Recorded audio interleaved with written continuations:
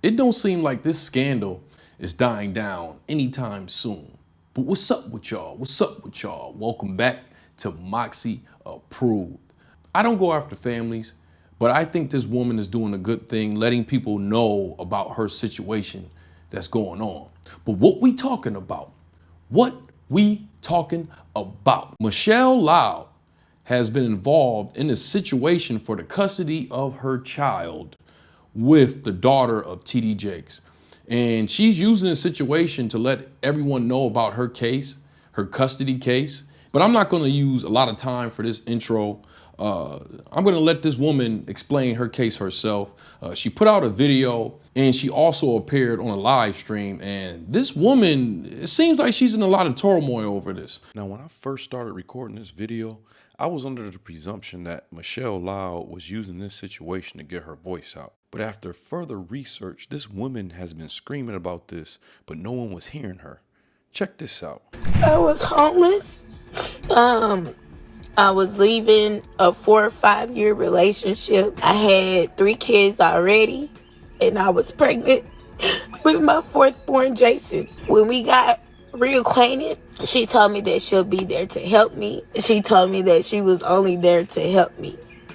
After I had Jason, it was just like I was just set up from the beginning. She was not there to help me. She was actually there to take my child. So yesterday, Michelle appeared on 2 Strong podcasts where she went in to further explain her case, and she is asking for help. Like, I felt like I wasn't supposed to be this person with 3 kids and 1 on the way. I'm supposed to be doing, bigger things because I did graduate early. I did go to college. I was working in with Fortune 500 companies. Like, I felt like I had completely failed myself, and I felt like I was an embarrassment not only to myself but to my family, even to my church home, the Potter's house that I was going to. I just felt very embarrassed. It was a lot on my shoulders, and I began to tell her that was the conversation at the picnic. I just let it all out. Just like I seen her, we started talking. I just immediately it just started flowing up out of me because it had been held in for so long, because I felt like I couldn't. um you know how you feel so ashamed you can't even tell anybody how you feeling? That's how I felt. And so I told her everything I just said. That's what I told her. Probably in more detail, but that's the gist of what I said. She put her hand on my belly. She prayed over me. She told me that if I ever needed anything, to reach out to her and that she'll be there for me. Okay, so fast forward a month later, I go into labor to have my son. I'm at my mother's house.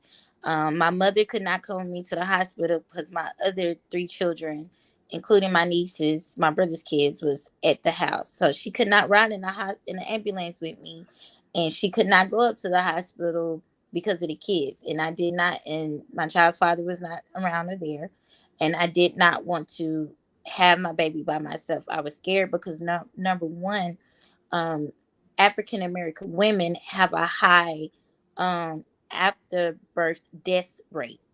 We're not taken care of. We're not properly watched over or looked after we have children. And I was afraid to go into the hospital and have my baby by myself. So I called Cora. I called her and I said, I'm going into labor. Well, I'm in labor, and I don't want to have this baby by myself. Can you meet me at the hospital? She said, absolutely. She beat the ambulance to the hospital. That's how fast she flew from Grand Prairie to All Saints, Baylor All Saints is where I had Jason, and forward. And so we get there, we have the baby. Cora did cut the umbilical cord because she was there. She was the one that was there with me when I had Jason.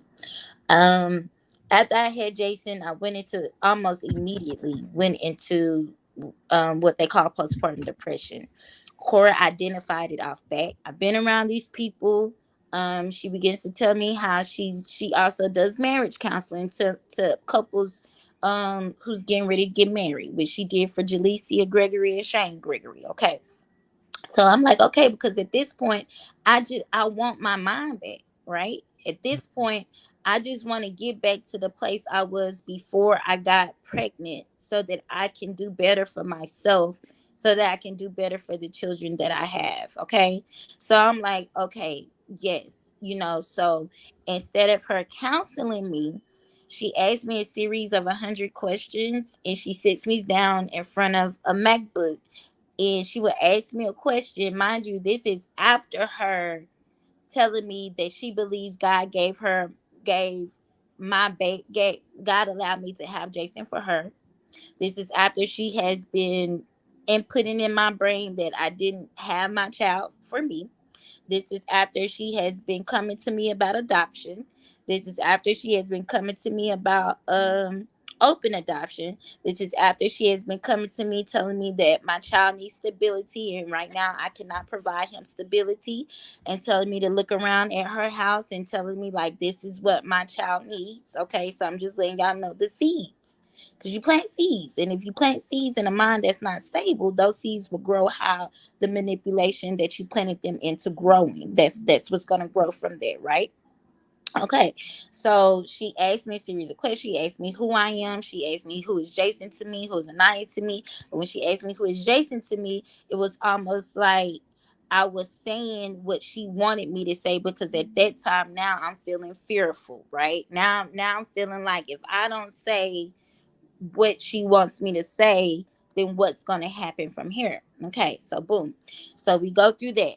So then she begins to ask me again. So that was October, November. Now we're in December. Now we're in November, December. She's writing her book Faith in It. Okay.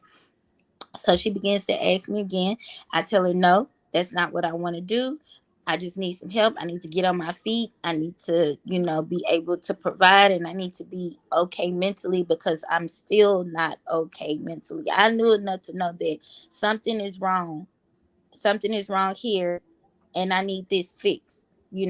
So, yeah, and so then she's like, well, what if I give you money? I said, no, you can't give me money for my child. She was like, well, what if I pay you and Corey $5,000, and y'all can just, this is exactly what she did, like y'all can just go on, like we can just uh disappear. And Hmm. then I was like, you know Corey, I was like, and Marlon, I was like, well, no, you can't pay me $5,000. And then she was like, well, what if I pay you and Jason's dad both $5,000 a piece? And I said, what? I said, Cora, you can't pay us no money, and I don't think Jason's dad is gonna go for that. And most importantly, I'm not finna I'm not finna exchange my child for money. I just need some help. Okay, boom. So that happened. I thought that was the end of the conversation. Then I'm trying to think if the room was before or after the exorcist. Either way it goes. At one point in time, she locks me in her office, her and Brandon. Well, it was Brandon's office, but Cora kind of took over his office.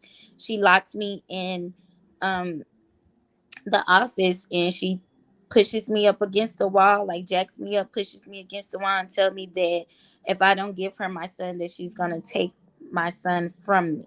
Okay. So that completely bestowed fear upon me.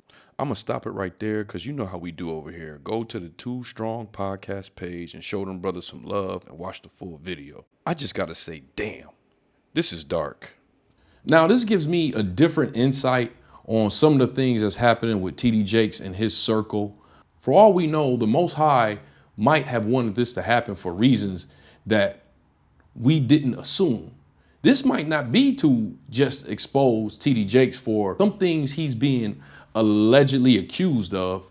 It might be for certain situations like this to be put out in the open. We still don't know. And I still think that this is the year 2024. This is the year of exposure, y'all, and the year of truth. I tell you what, it don't matter what sector you in. If you have some skeletons in the closet, you need to have your speech ready. I said this in another live stream. You need to have your speeches ready because they coming. Well, anyways, you know how we like to end our videos over here at Moxy Approved, right? With that water. I see y'all here next time on Moxy Approved. Wow.